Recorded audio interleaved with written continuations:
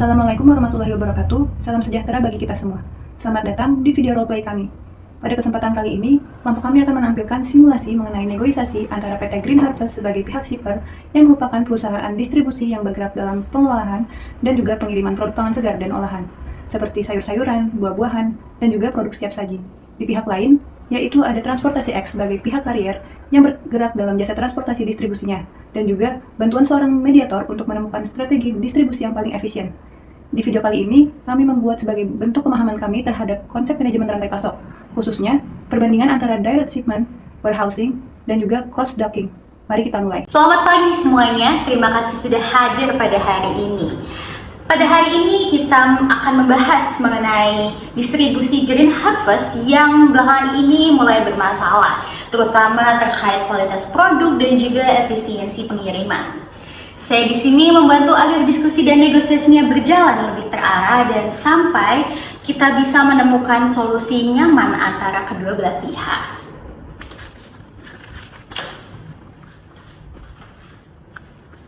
Baiklah, terima kasih Saudari Kayla atas kesempatannya.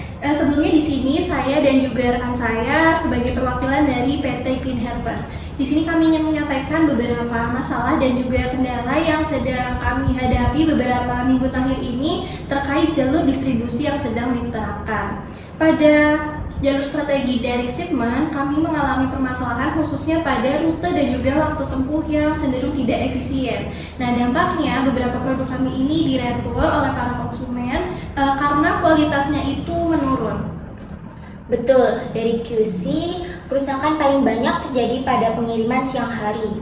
Suhunya turun dan naik, kemudian produk seperti buah dan sayur jadi melemah.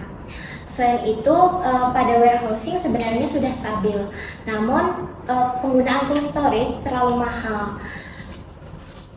Kemudian, penyimpanan yang terlalu lama menyebabkan kualitas produk menjadi turun.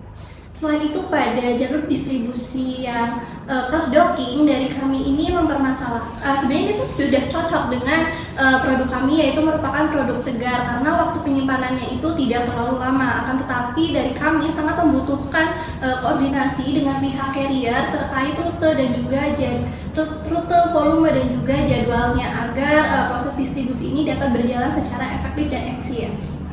Oleh karena itu, tim kami mengusulkan untuk penggunaan berbasis cross-docking yang didukung dengan forecasting yang lebih baik, juga penggunaan tracking suhu. Kami sangat memahami kekhawatiran Green Harvest. Memang benar, direct shipment ini belakangan ini tuh nggak efisien. Tapi dari sisi kami, perubahan volume dan jadwal dari pihak shipper seringkali terjadi mendadak, sehingga rutenya sulit untuk kami stabilkan. Untuk warehousing sebenarnya itu opsi yang paling aman buat kami karena fluktuasi permintaan bisa ditampung di gudang. Tapi kami paham betul bahwa untuk produk fresh penyimpanan panjang bukan solusi yang ideal. Untuk cross-docking sendiri kami sebenarnya sangat mendukung, tapi metode ini sangat membutuhkan volume dan jadwal yang konsisten. Kalau tidak jadinya tuh proses konsolidasi sendiri tuh jadi tidak efektif. Baik, saya coba rangkum sedikit ya. Nah, direct shipment sendiri itu memang sudah tidak cocok untuk kondisi sekarang. Dengan warehousing itu membantu stabilitas, tapi resikonya tinggi untuk produk segar. Sedangkan cross-docking sendiri terlihat paling potensial, tapi butuh koordinasi yang rapi. Nah, saya ingin dengar lebih jauh dari pihak shipper, apa alasan utama memilih cross-docking dibanding dengan dua metode lainnya? Baik, kenapa dari kami menyarankan menggunakan cross-docking dibandingkan metode yang lainnya? Karena produk kami ini merupakan produk segar yang sangat sensitif terhadap waktu penyimpanan, sehingga cross-docking ini cocok. Sedangkan dibandingkan metode yang lainnya seperti direct shipment itu terbukti tidak efisien karena waktu dan juga rutenya yang menyebabkan ketika produk sampai ke tangan konsumen itu kualitasnya sudah menurun. Sedangkan untuk warehousing sendiri itu membutuhkan biaya penyimpanan yang cukup tinggi sehingga tidak efektif secara finansialnya. Dan kalau kami bisa memastikan bahwa volume lebih stabil dengan fokus minimal, kami yakin cross-docking akan berjalan lebih efektif. Pendapat itu bisa kami terima, tetapi kami perlu jaminan stabilitas karena rute konsolidasi itu tidak bisa berubah secara drastis. Jika forecast berubah 30% secara mendadak, kami pasti kesulitan. Namun kalau forecastnya bisa stabil, cross-docking sebenarnya bisa efisien. Baik, dari kami sendiri mungkin dapat memberikan toleransi perubahan itu maksimal 15%. Dan ketika terjadi perubahan, nanti kami akan memberikan konfirmasi kepada pihak kalian maksimal itu H-3. Kalau begitu dari sisi karier kami siap komit ke cross-docking. Tapi untuk antisipasi lonjakan volume, bagaimana kalau kita tetap siapkan warehouse ringan sebagai buffer? Itu bisa kami terima selama penyimpanan tidak terlalu lama. Untuk menjaga kualitas, juga siap memasang sensor suhu dan GPS pada armada. Biayanya bisa kita bagi. Baik, dari kami setuju selama informasi real time itu selalu transparan, baik dari pihak kami, receiver, dan juga bagi pihak kami. Sepertinya kita sudah sampai ke titik temu. Supaya tidak ada yang terlewat, saya rangkum hasil diskusi kita lagi ya.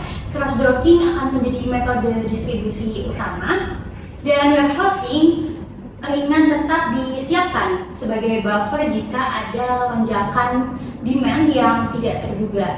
Dan shipper akan menyampaikan forecast mingguan dengan toleransi perubahan maksimal 15%. Jika ada perubahan besar, notifikasi diberikan paling lambat H-3. Dan carrier sendiri akan memperkuat SOP cold chain dan menyediakan tracking suhu dan GPS. Biaya pemasangan sensor ditanggung bersama, dan kita mulai dengan uji coba 30 hari di area Jakarta Selatan dan evaluasi tiap minggu.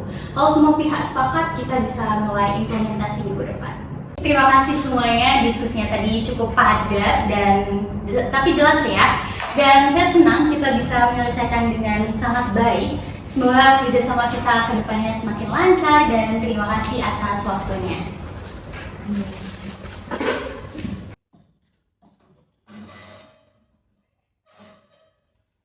Baik, terima kasih atas perhatiannya.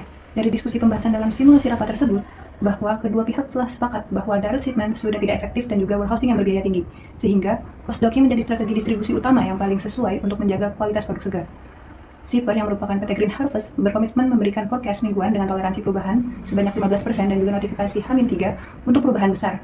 Sementara carrier yang merupakan transportasi X menyetujui penguatan cold chain melalui pemasangan sensor suhu dan juga GPS dengan pembiayaan bersama. Warehousing ringan tetap disiapkan sebagai buffer untuk kondisi lonjakan volume. Kedua pihak juga menyetujui uji coba implementasi cross-docking selama 30 hari di Jakarta Selatan dengan evaluasi mingguan. Semoga dari video simulasi rapat antara pihak shipper dan juga carrier ini dapat menjadi dasar kerjasama yang lebih efektif dan juga terkoordinasi saat pengaplikasiannya di jenjang profesional. Terima kasih. Wassalamualaikum warahmatullahi wabarakatuh.